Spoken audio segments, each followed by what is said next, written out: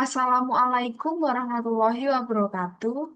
Perkenalkan, saya Friza Abdia Pertiwi dengan NIM 24125238 kelas CD. Saya akan mempresentasikan tentang protein. Di sini saya akan membahas tentang definisi umum, jenis-jenis, struktur, dan kesimpulan. Protein adalah makromolekul kompleks yang merupakan polimer dari monomer asam amino. Asam amino ini dihubungkan bersama oleh ikatan peptida, membentuk rantai panjang yang dapat terlipat menjadi struktur tiga dimensi yang spesifik untuk menjalankan fungsinya. Protein terdiri dari unsur-unsur utama seperti karbon, hidrogen, oksigen, dan nitrogen. Dan seringkali juga mengandung unsur lain seperti sulfur, fosfor, dan logam. Protein diklasifikasikan menjadi dua. Yang pertama yaitu protein sederhana, yang kedua yaitu protein terkonjugasi. Pertama, protein sederhana, jika protein ini dihidrolisis, maka hanya akan menghasilkan asam amino. Komposisi unsur penyusunnya adalah 50% karbon, 7% hidrogen, 23% oksigen, 16% nitrogen, dan 0,3% belerang. Yang kedua yaitu protein terkonjugasi. Jika protein ini hidrolisis, maka akan menghasilkan asam amino dan senyawa organik atau anorganik. Komponen non-asam amino yang terkonjugasi pada struktur protein dinamakan gugus prostetik. Contoh protein terkonjugasi adalah nukleoprotein, lipoprotein, fosfoprotein, metaloprotein, dan glikoprotein. Ini merupakan contoh protein terkonjugasi. Yang pertama, lipoprotein, grup prostetiknya lipid, contohnya beta 1 lipoprotein darah. Yang kedua, glikoprotein, grup prostetiknya karbohidrat, contohnya imunoglobulin G. Yang ketiga, grup prostetiknya yaitu gugus fosfat, contohnya yaitu kasein dalam susu. Yang keempat, hemoprotein, grup prostetiknya heme atau besi porfirin, contohnya yaitu hemoglobin, dan seterusnya. Struktur protein. Struktur yang pertama yaitu struktur primer. Struktur primer merupakan yang sederhana dengan urutan asam amino yang tersusun secara linear, yang mirip seperti tatanan dalam huruf dalam sebuah kata dan tidak terjadi percabangan rantai. Struktur primer terbentuk melalui ikatan antara gugus alfa amino dengan gugus alfa karboksil. Ikatan tersebut dinamakan ikatan peptida atau ikatan amida. Struktur ini dapat menentukan urutan suatu asam amino dari suatu polipeptida. Gambarnya seperti pada PPT tersebut. Yang kedua ada struktur sekunder.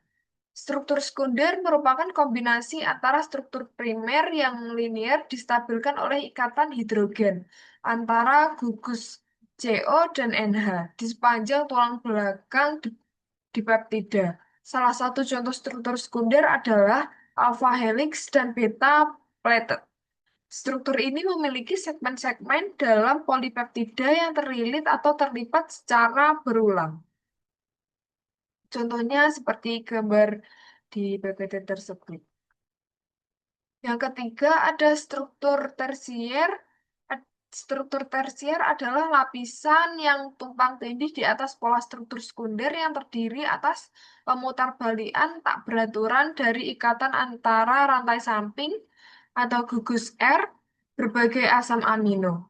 Struktur ini merupakan konfirmasi tiga dimensi yang mengacu pada hubungan spasial antar struktur sekunder. Struktur ini distabilkan oleh empat macam ikatan, yakni ikatan hidrogen, ikatan ionik, ikatan kovalen, dan ikatan hidrofobik. Dalam struktur ini, ikatan hidrofobik sangat penting bagi protein. Asam amino yang memiliki sifat hidrofobik akan berikatan di bagian dalam protein globuler yang tidak berikatan dengan air. Sementara asam amino yang berikatan hidrofobik secara umum akan berada di sisi permukaan luar yang berikatan dengan air di sekelilingnya. Gambarnya seperti pada PPT tersebut. Yang keempat ada struktur kuartener. Struktur kuartener adalah gambaran dari pengaturan subunit atau promoter protein dalam ruang. Struktur ini memiliki dua atau lebih dari subunit protein dengan struktur tersier yang akan membentuk protein kompleks yang fungsional. Ikatan yang berperan dalam struktur ini adalah ikatan non-kovalen, yakni interaksi elektrostatik, hidrogen, dan hidrofobik. Protein non-kovalen, yakni interaksi elektrostatis, hidrogen, dan hidrofobik. Yang pertama, ujinya ada uji Biuret. Uji Biuret digunakan untuk menunjukkan adanya ikatan peptida dalam suatu zat yang diuji. Ikatan peptida menandakan adanya protein. Ikatan peptida merupakan ikatan yang terbentuk ketika atom karbon dari gugus karboksil suatu molekul berikatan dengan atom nitrogen dari gugus amina molekul lain. Reaksi tersebut melepaskan molekul air sehingga disebut reaksi kondensasi. Reaksi positif adanya protein pada sampel yang diuji ditandai dengan terbentuknya warna ungu. Contohnya pada saat pengujian telur ayam kampung yang sebelumnya berwarna kuning ketika ditambahkan NaOH tetap berwarna kuning, ketika ditambahkan CuSO4 berwarna ungu. Yaitu menunjukkan adanya protein pada telur ayam kampung. Yang kedua ada uji ninhidrin. Reaksi ninhidrin merupakan uji untuk asam amino alfa yang dapat dilakukan dengan cara melarutkan 1 mili sampel dan ditambahkan 3-5 tetes larutan 1% ninhidrin. Selanjutnya dipanaskan atau ditempatkan dalam air mendidih. Positif mengandung protein ditandai dengan adanya perubahan warna menjadi ungu biru. Contohnya pada saat pengujian telur ayam kampung yang sebelumnya berwarna kuning, ketika sudah ditambahkan ninhidrin, menghasilkan menghasilkan warna putih. Namun setelah dipanaskan menjadi warna ungu. Hal ini menunjukkan adanya protein pada telur ayam. Contoh selanjutnya yaitu brokoli rebus. Brokoli sebelumnya berwarna hijau, ketika ditambahkan oleh ninhidrin, masih berwarna hijau, setelah dipanaskan tetap berwarna hijau.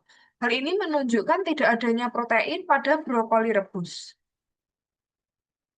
Kesimpulannya yaitu protein adalah makromolekul penting penyusun tubuh yang tersusun dari asam amino dan membentuk struktur berjenjang, primer, sekunder, tersier, hingga kuartener. Berdasarkan kandungannya, protein dibagi menjadi protein sederhana dan protein terkonjugasi. Struktur protein menentukan bentuk dan fungsinya.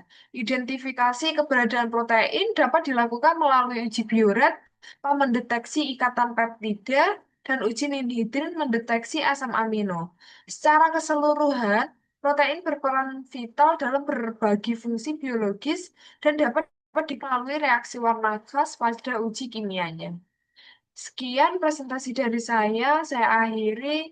Terima kasih. Wassalamualaikum warahmatullahi wabarakatuh.